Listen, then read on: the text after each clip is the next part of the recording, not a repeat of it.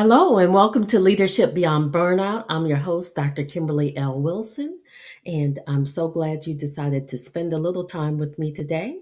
For those of you who are frequent guests, welcome back. And for those of you who are just joining us today, I'm glad that you're here. Today, we are going to talk about navigating stress within and spotting and supporting intrapersonal struggles in teams. Now, this is Stress Awareness Month if you're joining us live. And uh, if not, this applies at all times, not just during Stress Awareness Month. So, have you ever noticed really that the person who's most hardest on you is not your colleagues, it's not your friends, it's not your family, it's actually you? I know I can be my own worst critic, and we do it so frequently. Many of us trick ourselves into thinking that this is what makes us do so well. This is what helps us to be able to succeed and propel and prepare well. But instead of building us up, we're actually tearing ourselves down slowly. And I thought this was such an important topic, and I got a lot of notes because I didn't want to go off on a tangent. So, what is interpersonal stress? Because we often hear of interpersonal stress. So, interpersonal stress, INTER, personal stress, that's stress between people, between different relationships. So, family, friends, coworkers. So, it's two or more people, and there's some stress because of that relationship and within the relationship. When we're discussing intrapersonal stress, INTRA, that intrapersonal stress, that's the stress within. That's when we have generated thoughts, feelings, emotions, our self talk, our beliefs that is internal within us that's creating our feelings of distress. It's what we think about ourselves. And so we can be our worst mean girl or mean guy. It's that voice sitting on your shoulder telling you that you're not good enough and you're not doing what you're supposed to do. And it can definitely impact individual well being and team dynamics. So I thought it was really important that we have managers who are able and capable, any of those leaders, so that they can begin to spot it in their teams before it gets to a level that it impacts the whole team. Because can you imagine if you had 5 or 6 people on a team who are all dealing with intrapersonal stress, interpersonal stress, the stress of the company, the stress of the nation? That's a whole lot of stress that we're taking on. Um, so, how do you begin to spot that? So, some of the observable things that you can identify, it could be the quality of work or their productivity. It could go way down. That's some of the beginning signs of some interpersonal stress. Withdrawal from team interactions. They could begin to feel like they're not good enough or they don't have anything to contribute that's of value. So they pull back. Someone could exhibit a lot more irritability, a lot more mood swings. Those are some observable things that you can really spot that's happening within the team and your teammates. Some subtle clues could be missed deadlines, right? Or increased absenteeism. They're, when something's about to come up, all of a sudden they're sick or they forgot about a play or they need to take care of something with a family member. Not that that's always true, but it could be possible. So it's something to just watch out for and to keep yourself apprised of. Um, you could have someone who is really hesitant or reluctant to take risks or to do anything different or to deviate. They need to adhere strictly to protocols, policies, and procedures. Now, keep in mind, I'm not saying that someone should deviate necessarily from protocols, policies, and procedures, but there are times on any team in any organization when policies, procedures, and protocols don't address the situation that's at hand, whether it's with a customer, a product, or a service, that we sometimes have to be innovative and creative. And if you see someone who, I guess the new term is crashing out, who where they just feel completely lost and they experience a great deal of distress when they have to do some creative thinking, that could be a real sign of that. There could be a reluctance to begin to make decisions or take any risks. Some other nonverbal cues could be their body language or their tone of voice. Now, they could begin to talk really softly or not participate at all because they lack that confidence. And some people may even just reiterate what someone else says, and you'll have this really strong support of what someone else says, whether they believe in it or not. So I'm really curious, and please put it in the chat, what signs that you tend to notice that are either observable or just some subtle cues in your team or possibly even yourself that would indicate, oh, I'm experiencing some type of internal stress. Uh, so when they're experiencing that, there's a couple of things that can be done. Definitely ensure that you refer them to all the resources that your company has. Um, but you can begin meetings with some simple exercises, right? Something as simple as box breathing. Now, you've probably heard of this before. I'm not sure if you've demonstrated it, if it's ever been demonstrated, but I'm going to do that right now. Now, when you do box breathing, it's simply a matter of taking counting four beats when you take your breath in, four beats when you take it out. So you go in kind of a box: four in, four out, blowing out, four taking in, and four out. You just go in a box.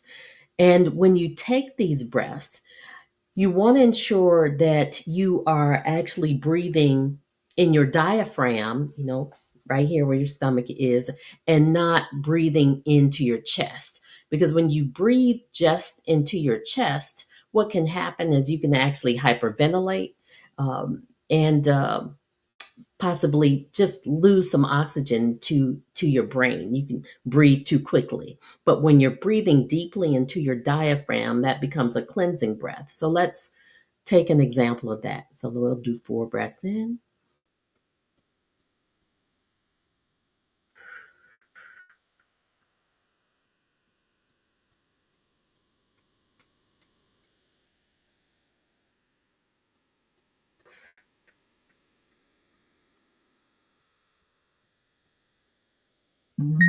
So that was one instance of that. So I did one revolution of the four breaths in and four breaths out. Now, ideally, you would do that at least four times.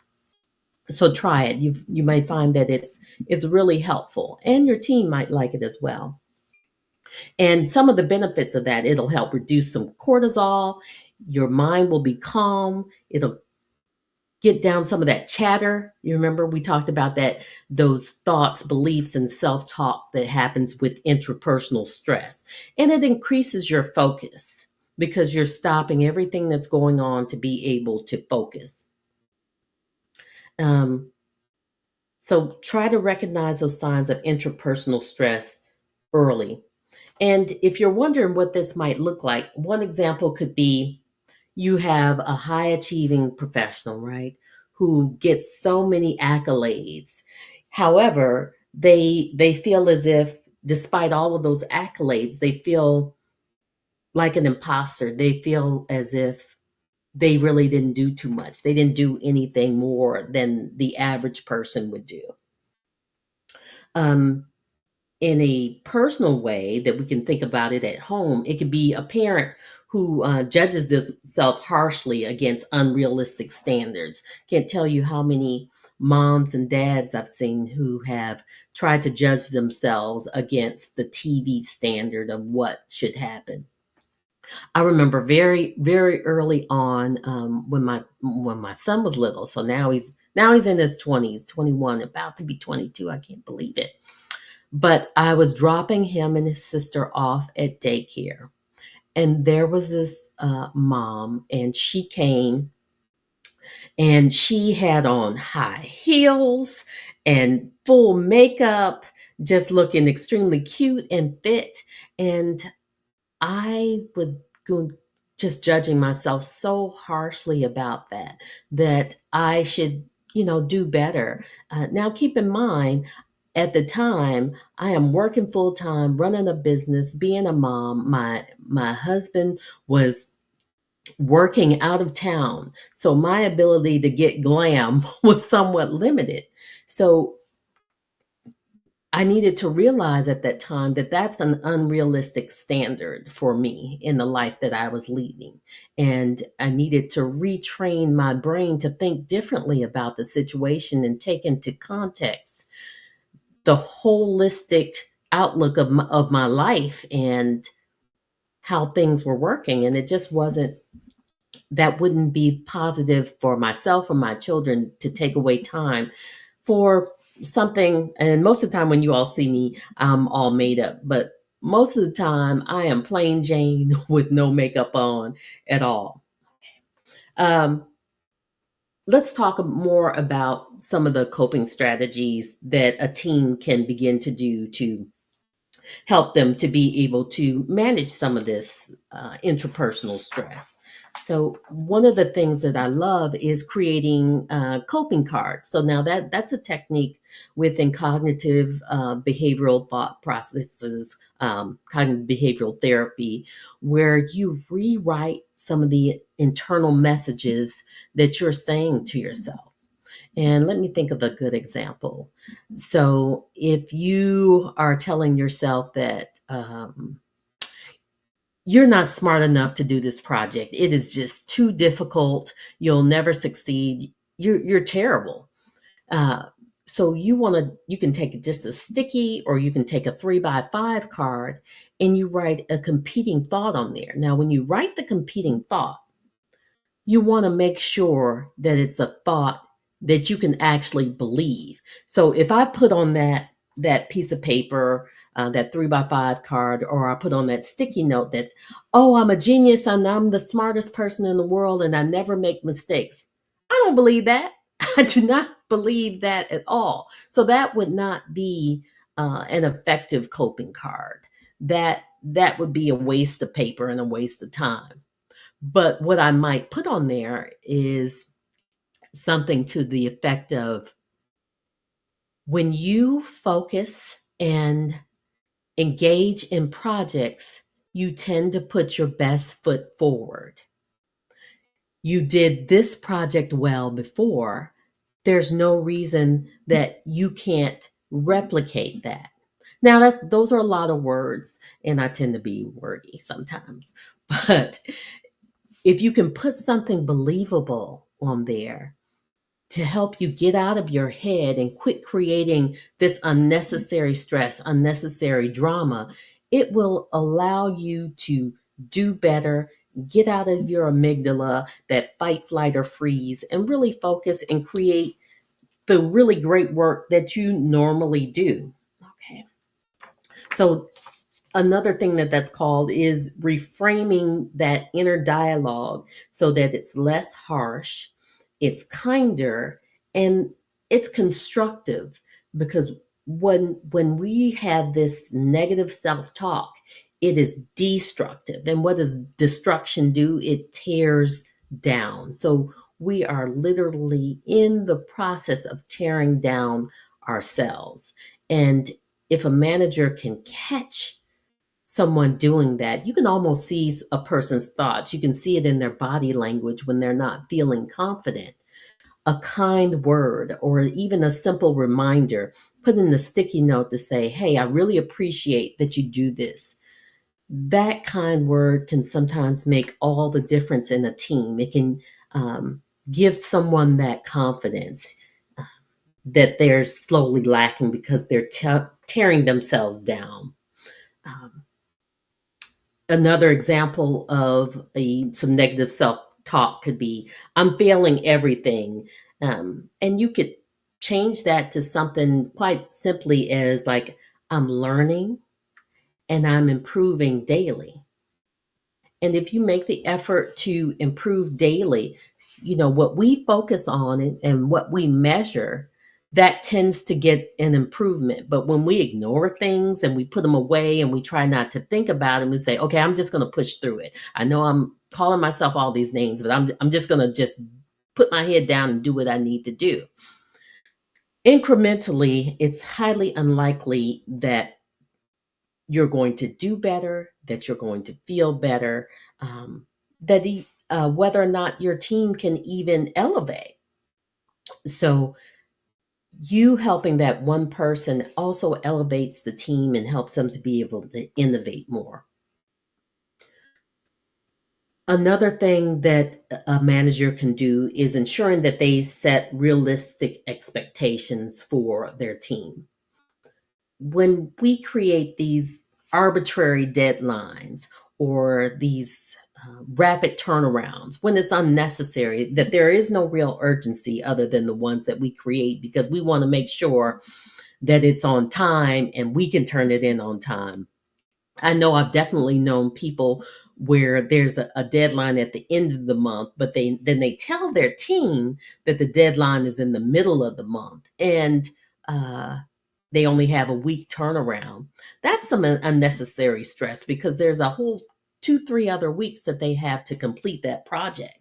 So allowing them the time and space and giving them real information will help them to be able to reduce some of that intrapersonal stress that they're experiencing and the external pressure that you're giving them.